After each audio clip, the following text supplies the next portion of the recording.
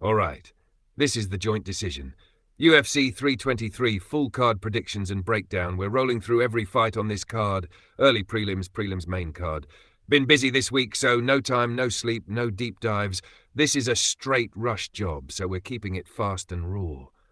Muhammad Naimov comes out aggressive, swinging heavy and pushing forward, but Maron Santos times counters perfectly, lands clean leg kicks to slow Naimov, and picks his shots carefully.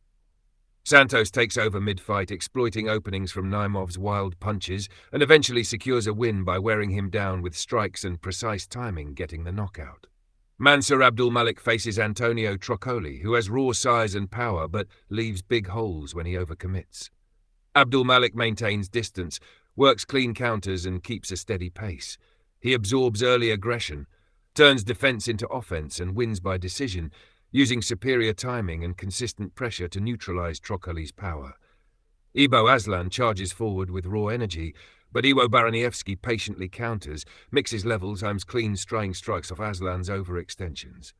Aslan tries to force a finish, but Baraniewski uses spacing and patience to control the fight, landing precise combinations and scoring rounds. He wins by decision, exploiting Aslan's aggressive openings while staying composed. Edson Barboza faces Jalin Turner, who presses with straight shots, trying to drag Barboza into close-range brawls.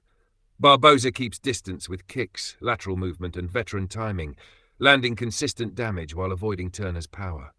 Over 3 rounds, Barboza outstrikes and outpaces Turner, winning by decision using range and precision.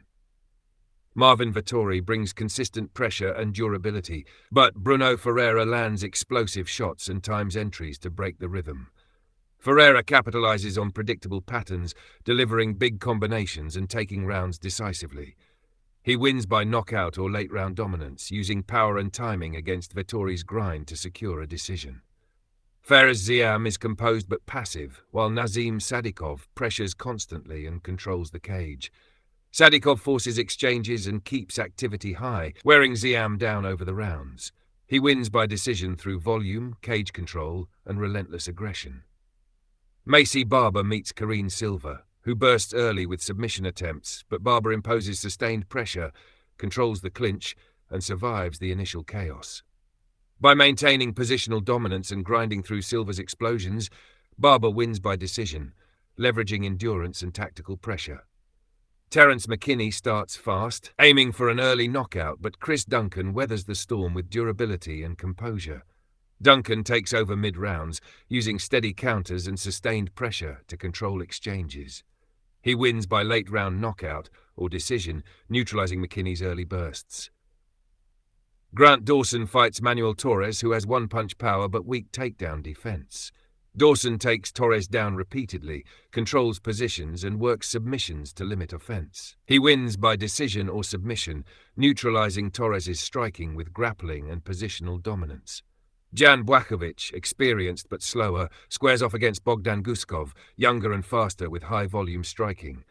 Guskov overwhelms with speed and combinations, forcing Błachowicz to react defensively.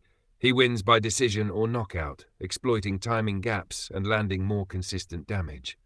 Henry Cejudo faces Peyton Talbot. Cejudo's technique is sharp but less explosive, while Talbot's reach, angles and movement create awkward matchups.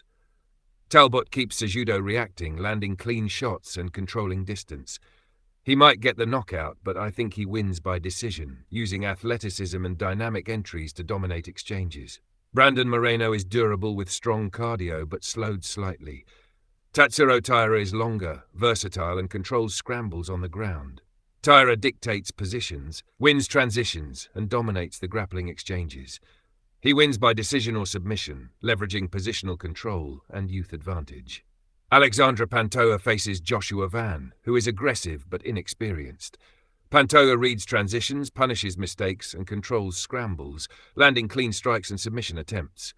He wins by decision or submission, using experience and tactical awareness to outmaneuver Van. Finally, Merab Dvalishvili fights Petra Yan.